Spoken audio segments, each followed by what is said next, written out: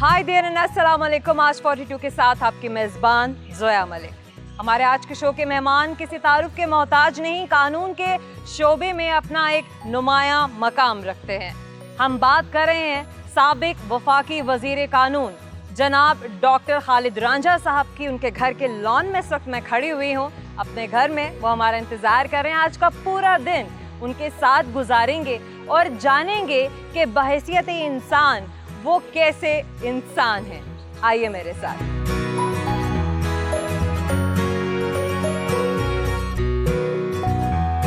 अस्सलाम वालेकुम। वालेकुम जी। कैसे हैं आप? आइए जी।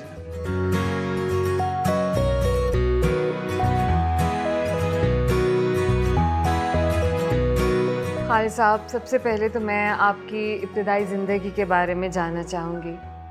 मेरे दो बड़े भाई थे, फौत हो गए हैं जी। वो दोनों फॉर्मनाइट थे, अच्छा एफसी कॉलेज पढ़ते थे। अच्छा हम दोनों उनसे बहुत छोटे थे, अच्छा। मुझसे बड़े भी फौत हो गए हैं। हाँ तो मेरे वालिद साहब ने जो एक देहाती आदमी थे, जी। उनके जहन में ये शौक था मैं हर शय बेच वट के बच्चे ने पढ़ाना है, छोटे रहो। अच्छा तो एचएन कॉलेज का स्टैंडर्ड था जी। फाइनेंशियल स्टैंडर्ड वो मीट नहीं करते थे।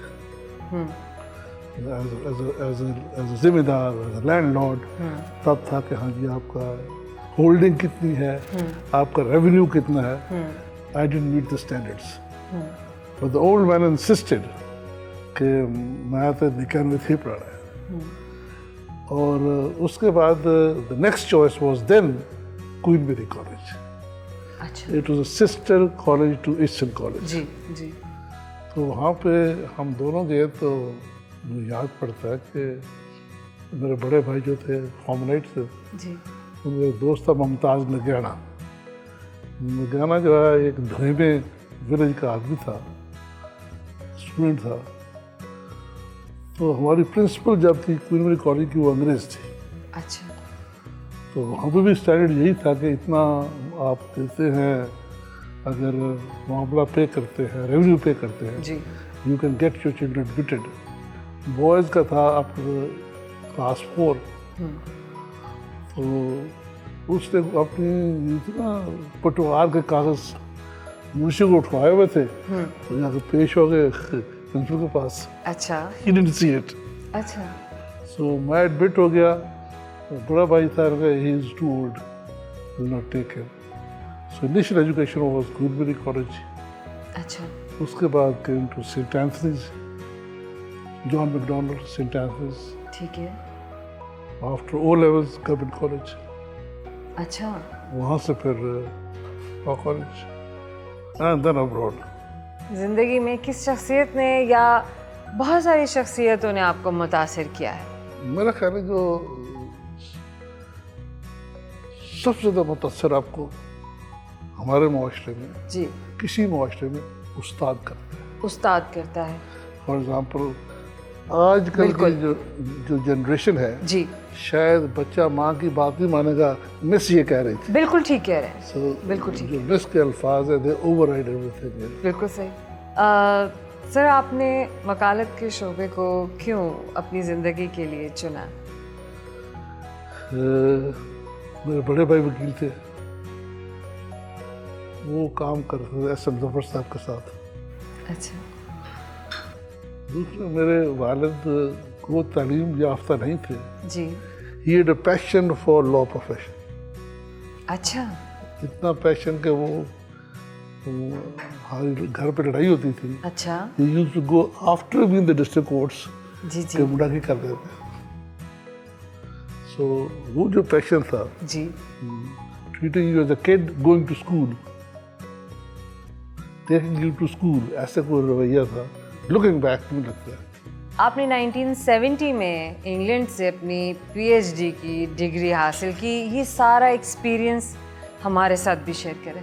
हाँ, ये मैं सोच रहा हूँ, टॉक ऑफ एक्सपीरियंस, तो मुझे याद पड़ता है कि मैंने इम्तहान दिया LLM का, उसके बाद out of the blue I was made a research scholar of the university.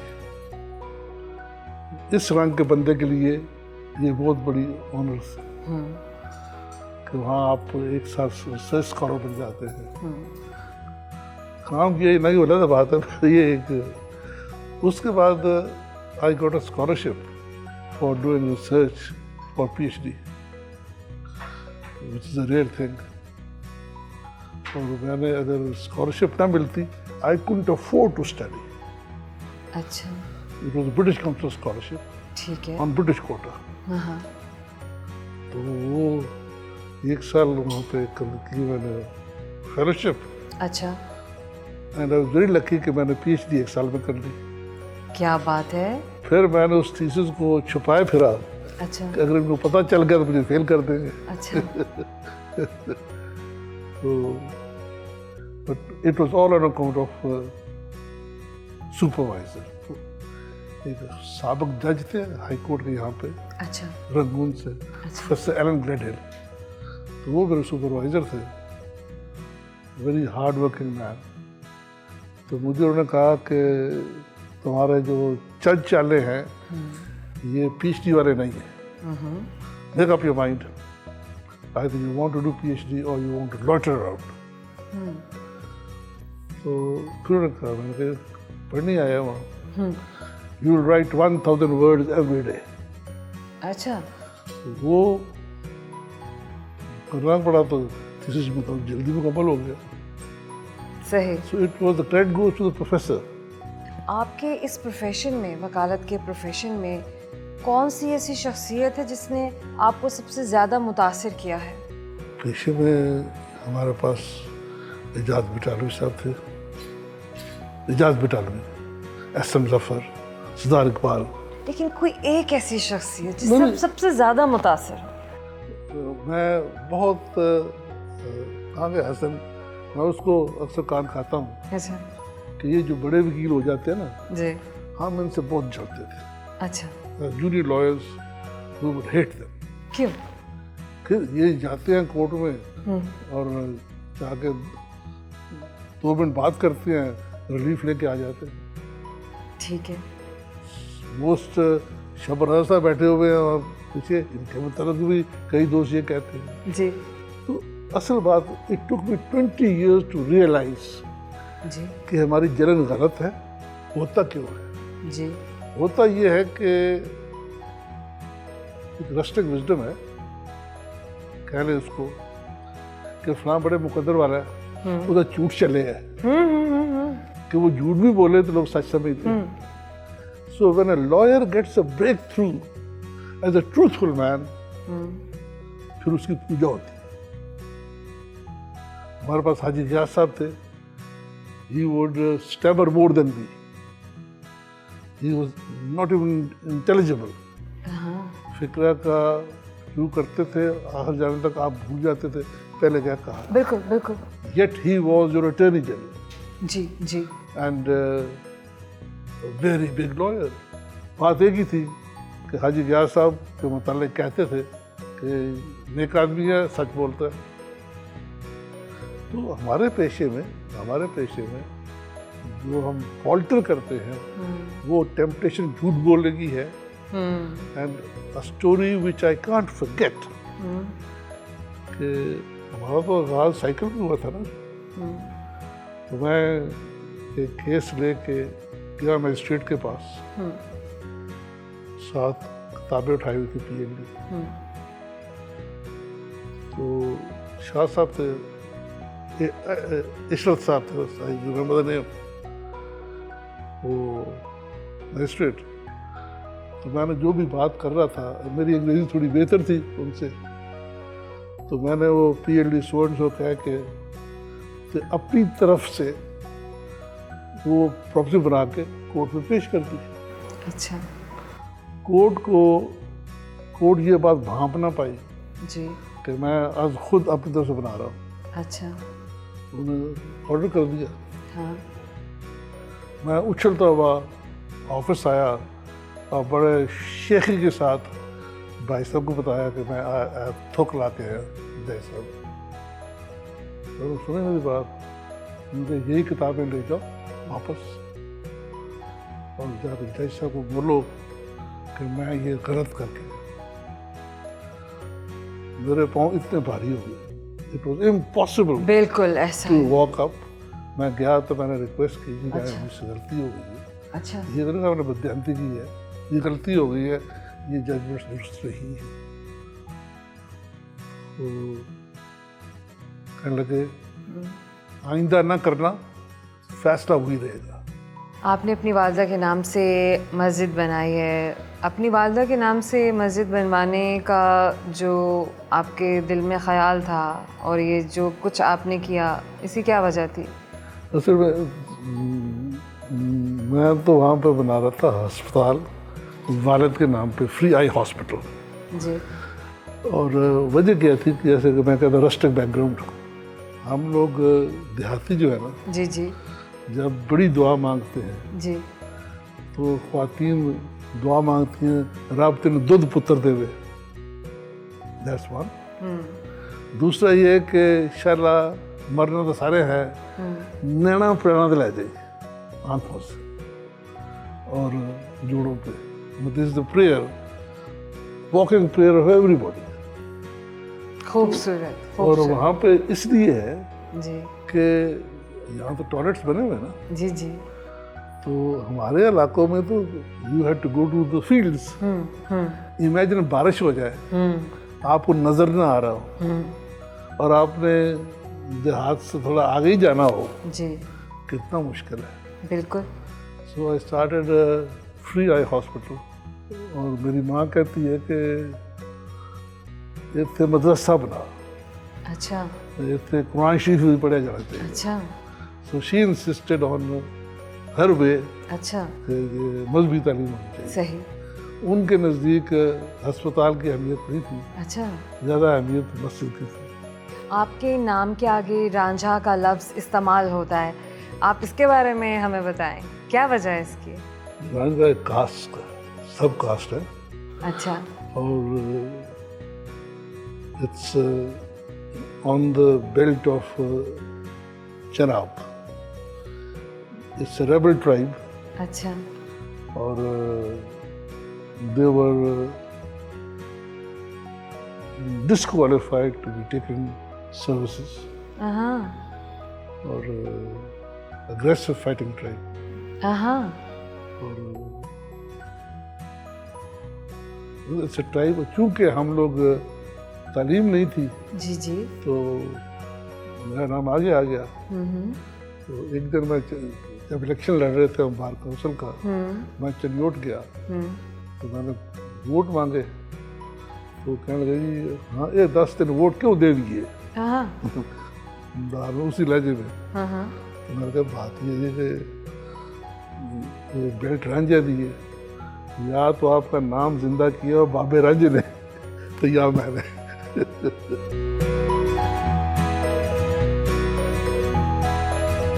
अशतर Ausaf Ali साबिक attorney general of Pakistan, Malik Mohammad Ashraf senior court reporter city 42, Mohammad Hanif Khatana साबिक एडवोकेट जनरल पंजाब, शब्बर रजा रिजवी साबिक जस्टिस और अपने बेटे assistant advocate general barrister Hassan Khalid Ranjha के हमरा लंच किया।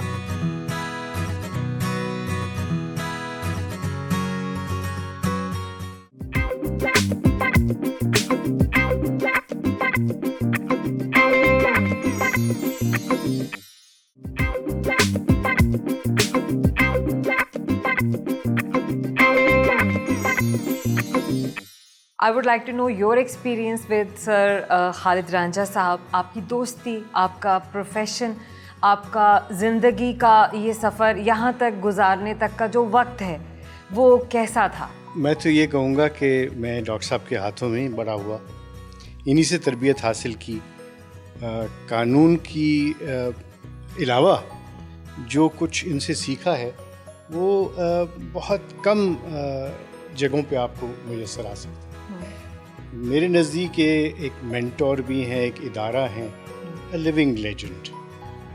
तो बहुत कुछ जो हमने उनसे सीखा और अब सीखते चले जा रहे हैं। आपकी दोस्ती भी इनके साथ रही है और है, आपकी दोस्ती इनके साथ कैसी रही है? शुरू दिन से, क्योंकि इन्होंने लाड किया, इन्होंने प्यार दिया और कभी ये एहसास नहीं होने दिया कि मैं इनसे उम्र में भी छोटा हूँ और इनका शागिर्द हूँ।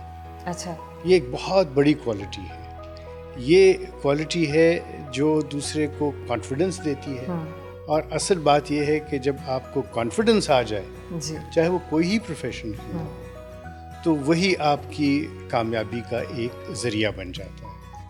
आपसे मैं जानना चाहूँगी, आपने रिपोर्टिंग की, इतना अरसा आपने इनको इनके प्रोफेशन में देखा, इतनी कवरेज इनकी दी और की, बहैसियत वकील, कैसे वकील?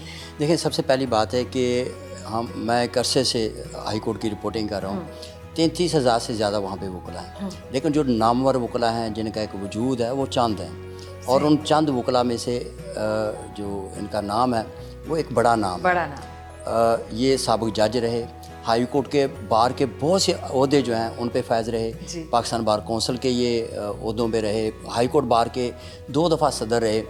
फिर ये इनका जो मकाम है उस लिहाज से ये इंतहाई हम्बल और सबके साथ बड़ा प्यार करने वाले।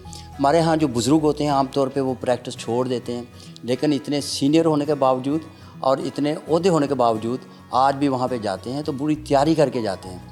और मैं अक्सर इनको कई केसेस में मैंने इनको फोकस किया बतौर इंसान और बतौर एक हाई कोर्ट के साबिक जज, सीनियर ओहदेदार होने के बावजूद हम्बल और प्रैक्टिस के हवाले से एक एक पॉइंट को ये लेते हैं। आपकी दोस्ती, आपकी वकालत के शोबे का जो एक्सपीरियंस है, जितना वक्त, जितने साल आपने इनके साथ बिताए हैं, कैसा इंसान पाया आपने इन्हें? बेहतरीन इंसान, बेहतरीन उस्ताद, इस हद तक बेहतरीन उस्ताद कि इन्होंने अपने कभी जूनियर का लफ्ज़ नहीं कभी बोला। हमेशा ये कहा कि ये मेरे छोटे भाई हैं। 79 में मैंने लॉ का एग्ज़ाम दिया है, तो एग्ज़ाम देते ही मैंने डॉक्टर साहब का ऑफिस जो है वो ज्वाइन कर लिया। अब आप उससे अंदाज़ा कर लें कि मेरा इनके साथ ताल्लुक़ जो है वो कितना अरसा गुजर चुका है। जैसे अशरफ साहब ने कहा कि ये इंस्टीट्यूशन है, लिविंग लेजेंड हैं जी। लाहौर में अभी हम वहाँ पे बात कर रहे थे कि लाहौर के जो सीनियर वकला हैं, आज तक किसी सीनियर वकील ने इतने जूनियर्स क्वालिटी वाइज और क्वांटिटी वाइज प्रोड्यूस नहीं किए जितने जूनियर्स इनके ऑफिस में आए हैं।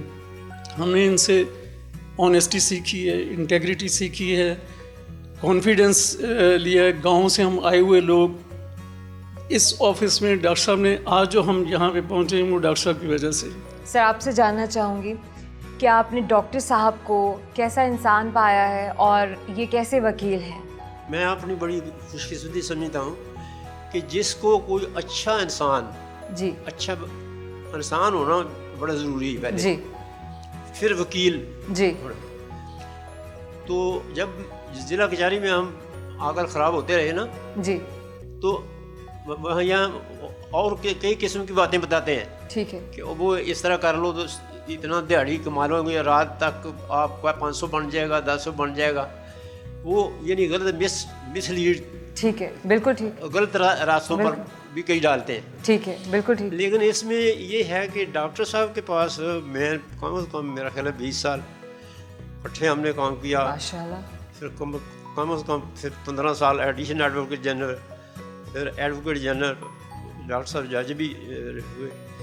तो जज साहब में जो एक कोई किसी आदमी में ये होता है कि ये एक तो ये इंसान परवर जी, अपने शागिर्दों की यानी देखभाल, और अपने मैं बड़ा करीब रहा हूँ इनकी फैमिली के, ये अपने रिश्तेदारों पर बड़े मेहरबान हैं। सर, आप बताइए कि आपका एक्सपीरियंस डॉक्टर साहब के साथ वकालत का, दोस्ती का, ज़िंदगी का कैसा रहा है? डॉक्टर साहब के साथ मेरी लैक थी क्योंकि हमारे ये सीनियर थे जी। ये दीपालपुर इलेक्शन की कैंपेन के सिलसिले में आए तो इन्होंने मेरा दफ्तर देखा मुझे, तो उन्होंने कहा कि you are high court staff, why don't you move to my office. मैं टाल गया। फिर एक दफ़ा लाहौर मैं अपने केस करने आता था, इन्होंने फिर मुझे कहा, 2-3 दफ़ा कहा, तो मैंने कहा डॉक्टर साहब मैं आपको मिल के बताऊँगा वजह। अच्छा। तो डॉक्टर साहब को पता नहीं याद है कि नहीं याद, तो इन्होंने मुझे कहा कि अच्छा है, मुझे अवारी में ले गए खाने के लिए कि हाँ पंजाबी में कहते हाँ हूँ दसो की गल है। तो मैंने कहा डॉक्टर साहब मेरे आपके तल्लुकात अच्छे हैं, अगर मैं बतौर जूनियर आपके पास आ गया तो हमारे तल्लुकात ख़राब हो जाएंगे। अच्छा। कहने लगे क्यों? मैंने कहा आपने किसी वजह से डांट देते हैं, कुदरती 100 गलतियाँ करता है जूनियर बंदा, तो मेरे से जो है ना वो पता नहीं somehow it is a bad habit के सबऑर्डिनेशन का जो कॉन्सेप्ट है वो मेरे नहीं है। तो डॉक्टर साहब ने कहका लगाया, इन्होंने मेरी प्लेट में और कुछ डाला, उन्होंने कहा नहीं कल से आप आगे ज्वाइन कर लें and take it as your own office, don't consider me as your senior और office belongs to me, it is your office. जैसे दीपाल पर काम करते हो वो वही। अच्छा। तो ये हमारी बिगिनिंग थी। मैं आपसे इनके साथ जो आपका रिलेशनशिप है बाप बेटे का, वो जानना चाहूँगी कि ये वालिद की हैसियत से आपके लिए किस तरह के वालिद साबित हुए हैं?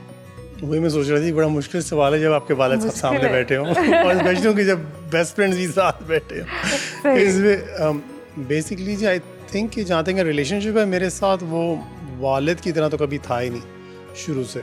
हमेशा वो इसी तरह ही जिस तरह 30 या 40 ईयर ओल्ड बड़े दोस्त हैं।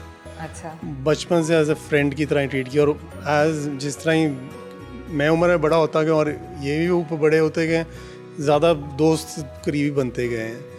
तो मेरे ख्याल से जो आप बेस्ट फ्रेंड से जिस तरह की बातें करते हो, मैं उससे शायद ज़्यादा ही लिबर्टी लेके गुफ्तगू उनके साथ बड़े आराम से कर लेता हूँ। और अदर देन दैट जी, अगर वालिद के रूप में इनको देखें तो जहाँ तक तरबियत का सवाल है, उसमें इनने मुझे जो, मैं पहले तो इस तरह एहसास नहीं होता था, मगर अब इस उम्र में आके अब होता है। अगर रिफ़्लेक्ट करो कि जो इनने मुझे सबसे ज़्यादा चीज़ जो दे सके थे वो थी एजुकेशन, तो जिसके अंदर ने कोई कमी नहीं छोड़ी। 8 साल की इन्हें मुझे लंदन भेज दिया, तो और ये भी कहा कि अगर और भी पढ़ना चाहते हो तो पढ़ते रहो। तब मुझे समझ नहीं आती थी, मैं समझता था कि पैसे दे रहे हैं तो आवारागर्दी करो, बाहर पढ़ाई पढ़ते जाओ तो कुछ नहीं कहेंगे। मगर आज एहसास होता है कि ऐसी चीज़ दे गए हैं जो कोई छीन नहीं सकता कभी भी। पैसा वगैरह सब कोई ले सकता है, मगर तालीम है जो कभी कोई नहीं ले सकता। दूसरी चीज़ जो इनने मुझे सिखाई आज वालिद के तहत पे हो रहा हूँ, दोस्त नहीं, वो है खौफ खुदा और इंसानियत। पैसे से प्यार करना कभी नहीं सिखाया आज तक, मगर ये ज़रूर सिखाया कि इंसानियत के लिए करोगे तो रब राज़ी रहेगा। वो इनका एक पेट सेंटेंस है, रब राज़ी, जो हर चीज़ पे बोल देते हैं। तो उनको मैंने हर दफ़ा ये भी नहीं कि बातों से देखा है, अमल में भी करते देखा है।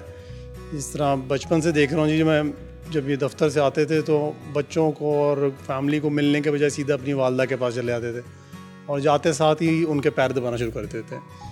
मैं इस खाते 7-8 साल का हूँगा, रिकलेक्शन है मेमोरी की, तो मुझे समझ इतनी नहीं आती थी कि इसका कॉन्सेप्ट क्या है, मगर फिर अब आके आता है वो जो पेट फ्रेज़ है रब राज़ी, उसका अब समझ आती है। जिस तरह आपने कि सबसे सुना है जी कि इनने ना किसी मुलाजिम के लिए किया, दोस्तों के लिए किया, जूनियर्स के लिए किया, ख़ानदान के लिए किया, उस सब के पीछे जो इनका कॉन्सेप्ट है वो रब राज़ी का ही है।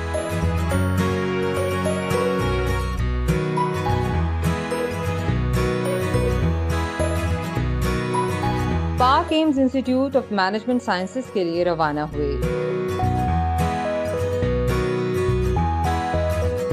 आपको खाने किस तरह के पसंद हैं और खानों से किस हद तक आपको लगाव है? खाने के मामले में मठा ही हूँ। अच्छा। दाल साग। सुना है कि कसूर शहर में आप गुलना वाली सरकार के नाम से गद्दी नशीन हैं। अपनी गद्दी के बारे में आप हमारे नाजरीन को बताइए कि ये क्या सिलसिला है और ये सिलसिला किस तरह और कब शुरू हुआ? हाँ, वो एक मौजूद है, आई थिंक एक गद्दी है पत्तों की।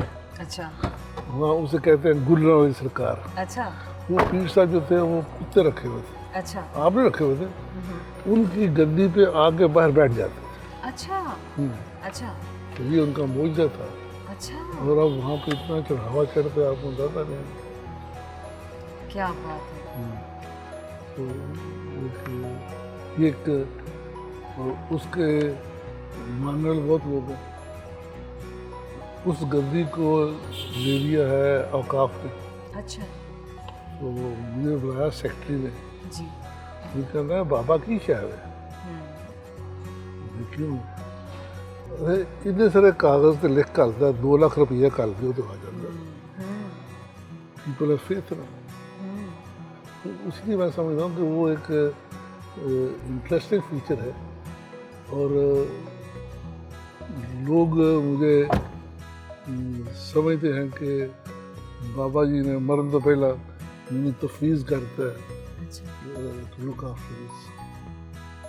और तो मेरा पैसा ना मैं पीर प्रस्त हूँ ना टीवी में हूँ।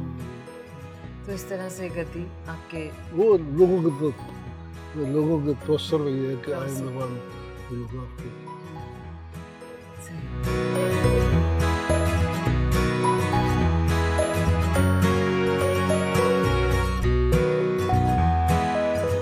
Sir, Pak AIMS institute of management sciences ये इदारा कब बना और ये इदारा बनाने का ख्याल आपको कैसे आया?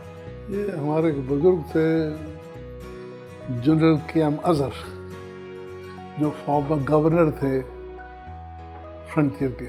अच्छा ये उनके ज़हन की इख्तरा है। अच्छा जब वो रिटायर हो गए तो उन्होंने सोचा, पहले वो बैटरियाँ बनाते थे, अच्छा आगे कारोबारी थे, तो बैटरी की ट्रेड से छोड़ के he opted to go into education। उन्होंने तब इतनी अवेयरनेस नहीं थी BBA की, और उन्होंने ये इदारा बनाया और चलाना शुरू किया। This became a pioneer institution। उस वक्त और कोई लम्ब कोई नहीं था उस वक्त, सिर्फ यही जगह थी। और फिर जब 2002 में इसको रिकग्नाइज किया गया और चार्टर मिल गया, अब ये जो अदारा है ये डिग्री अवार्डिंग इंस्टीट्यूशन है। हम खुद अपनी डिग्री देते हैं, जो बच्चे पढ़ते हैं उनका इम्तिहान होता है और ऊपर से ओवरव्यू करते हैं इसको हायर एजुकेशन कमीशन।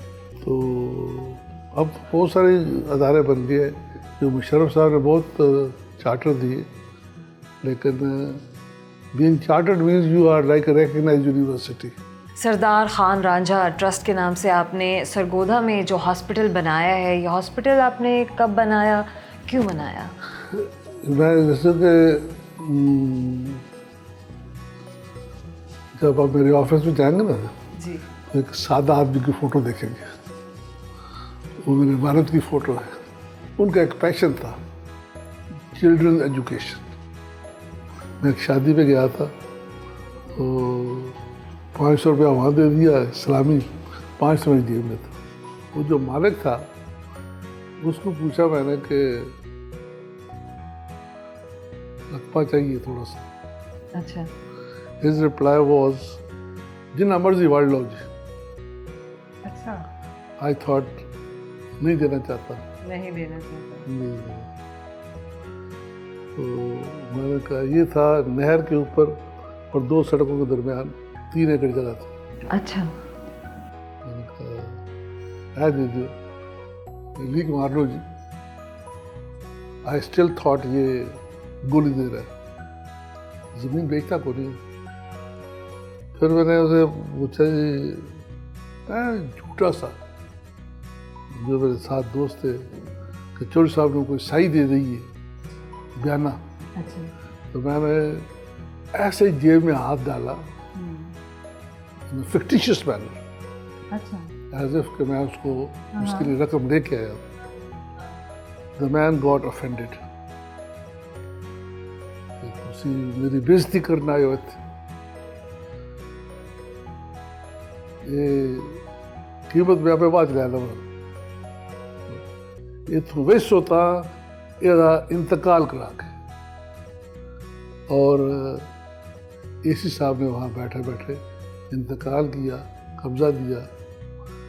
और पंजाब में होता नहीं कि आपका इंतकाल हो जाए और पेमेंट बाद में ले गए। बिल्कुल ऐसा है, बिल्कुल ऐसा है। खबर मैं इसको मुआवजा कहता हूँ। क्या बात है। तो इसलिए वो अक्सर काम रबी होते हैं, क्रेडिट बंदा और दे देता है। सर, इस इदारे के बारे में आपसे जानना चाहूँगी कि आपने ये इदारा कब ज्वाइन किया? असल में ये इदारा मेरी खुशकिस्मती है कि जब ये शुरू में 1986 में हुआ तो 1990 में मैं यहाँ एज ए लेक्चरर आया था और उसके बाद मैं फिर बाहर किसी और यूनिवर्सिटीज़ में चला गया। तो उसके बाद दोबारा मैं आया। मुझे इसकी एक जो फ़िलासफ़ी थी ना कि आप आम आदमी के लिए एक्सेसिबल हो। अमीर आदमी तो सारी जहाँ मर्जी अमेरिका में भी चला जाता है, बाहर भी चला जाता है, लेकिन गरीब आदमी जो लायक हो लेकिन वो उसके पास पैसे ना हो तो वो रह जाता है। तो ये एक ऐसी इंस्टीट्यूट थी जिसने कि इस ख्याल से कि क्यों ये एक्सेसिबिलिटी हमने सिर्फ इसलिए नहीं रखनी कि हमने पैसे कमाने, लेकिन क्वालिटी भी थी, क्वालिटी देनी है और उन लोगों को देनी है जो इस काबिल नहीं है कि वो सारी अखराजात पूरे कर सकें। सर, रैंक करें अगर पाकिस्तान की यूनिवर्सिटीज़ में तो आप इस इदारे को किस नंबर पर स्टैंड करते हैं, रखते हैं? देखिए, प्राइवेट इंस्टीट्यूशन में मैं समझता हूँ कि ये वन ऑफ द, क्योंकि ये बड़ी पुरानी यूनिवर्सिटी है, इसकी लोगों को बड़ी एक किस्म का जो है ना कॉन्फिडेंस होता है कि जो इतने साल चली है मस्ट बी देयर समथिंग, और इतने स्टूडेंट वहाँ से क्वालिफाई करके गए हैं और वो अच्छी जॉब में है तो there must be something here. तो इसकी अपनी जो बेसिक है ना वो अंडरस्टैंडिंग इस वजह से बहुत ज़्यादा acceptable. Pak AIMS institute of management sciences में मीटिंग की और यूनिवर्सिटी के dean professor doctor Nisar Ahmed और रजिस्ट्रार काशिफ नईम ने हमें यूनिवर्सिटी का दौरा करवाया।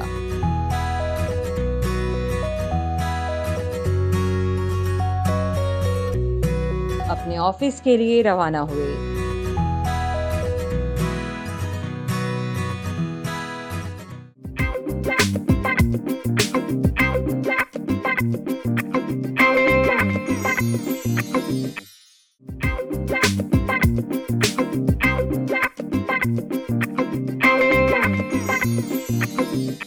तो मैं जानना चाहूँगी कि आपने अपने पहले केस की फ़ीस कितनी ली थी और आपका अभी तक जो केस आपने लिया है, आखिरी केस अभी तक का, उसकी आपने कितनी फ़ीस चार्ज की है?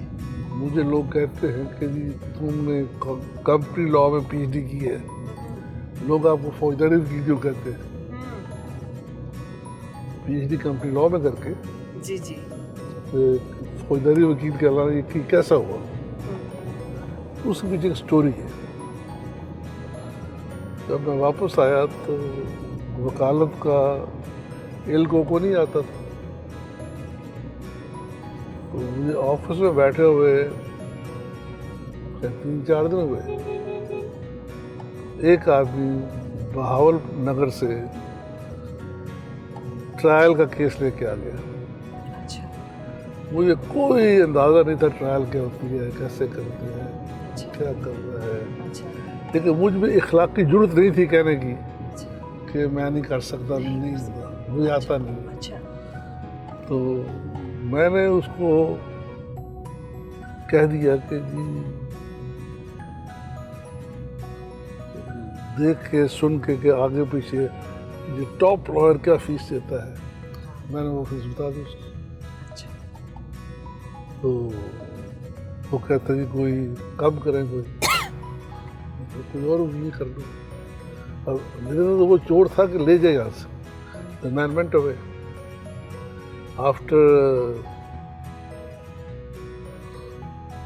half an hour he came back. मेरे को आई नहीं पैसे में एक वो रख लो, डायरेक्ट रोड 20,000 उसकी शायद पार्लियामेंट ये थी। वो केस सक्सीड कर गया। By the time it was heard मुझे समझ आ गई हुई थी 6 माह में, तो लोग मुझे फौजदारी वकील कहने पड़े। वो ये कि उसमें एक जिसको मरा था उसके 3 फायर थे। डॉक्टर आया कोर्ट में तो डॉक्टर अस्यूम कि मैं भी डॉक्टर हूँ। अच्छा। तो मैं उससे जरा कर लगा तो वो हर बात पे हाँ जी कर। अच्छा। So the doctor destroyed the doctor. हाँ, ये उसके बाद फिर I think was very lucky.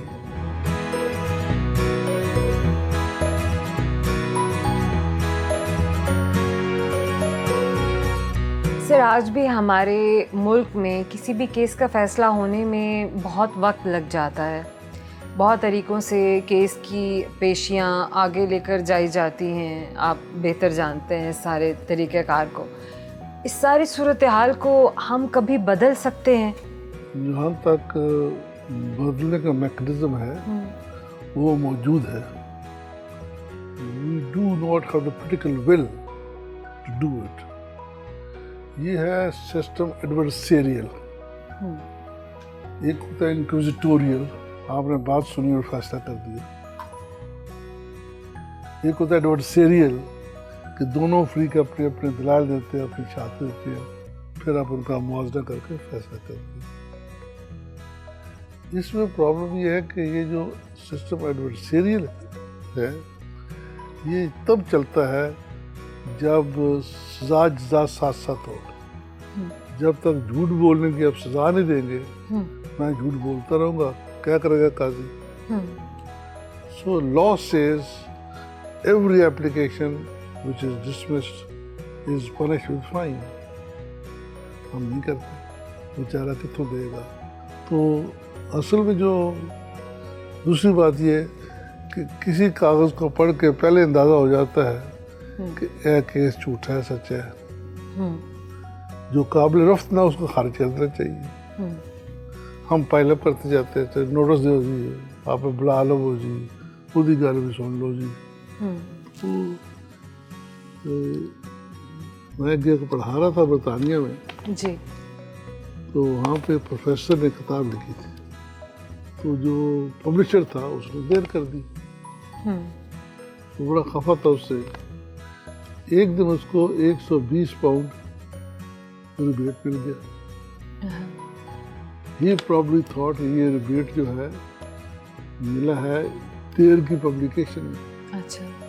कुछ दिन गुजरे तो उनको एहसास हुआ कि हमने गलत भेज दिया है। They said, "Can we have the money back? It was not meant for you." ये चुप कर रहा। They went to small cause court. मुझे पूछता है मैं क्या करूं? भाई हम तो अपने पेड़ में जाके पहले टाइम मांगते जी बिल्कुल, जी बिल्कुल। फिर कहते हैं मैंने वकील करना है, जी बिल्कुल। फिर हम कहते हैं कि मैंने जवाबदार करना है, जी बिल्कुल। तो क्या जल्दी है जी? उसने जाके वहाँ पे यही कहा कि मुझे टाइम दें, मैंने इंतजार करना है। अच्छा। Anything else? साथ में कहा जी case decreed plus 150 pounds fine.